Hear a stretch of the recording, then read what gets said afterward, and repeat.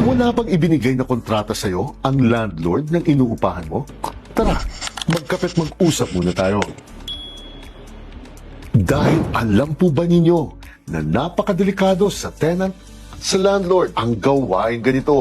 Dahil una, delikado po sa tenant ito. Dahil kapag walang hawak na contract of lease kayo, considered as month-to-month lang ang usapan ninyo. Kaya maaari po kaagad kayong paalisin sa inuupahan ninyo makalipas lang ng isang buwan mula nang lumipat kayo. At dahil month-to-month po ang usapan ninyo, maaari rin pong kaasahan ang renta ninyo at kahit buwan-buwan pa nilang gawin ito. At kapag humingi po ng security deposit ang landlord ninyo na walang kontrata kayo, wala po kayong mapanghahawakan kung kailan niya ibabalik ito, kung maibabalik pa sa'yo. Pangalawa, delikado rin po sa landlord ito dahil mas mahirap magpa-evict o magpalaya sa isang tenant kung walang kontrata kayo sapagkat kailangan po muna ninyong mapatunayan na legit na umuupa ito sa inyo.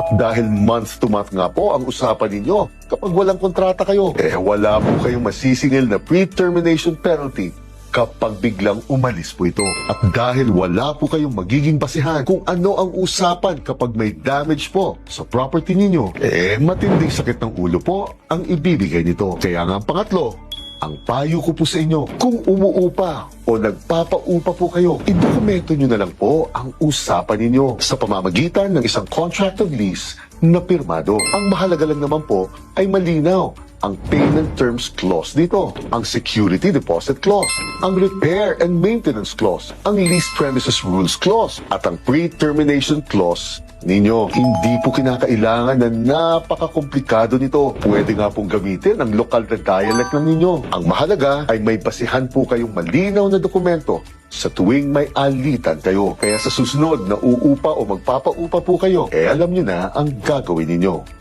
Gine.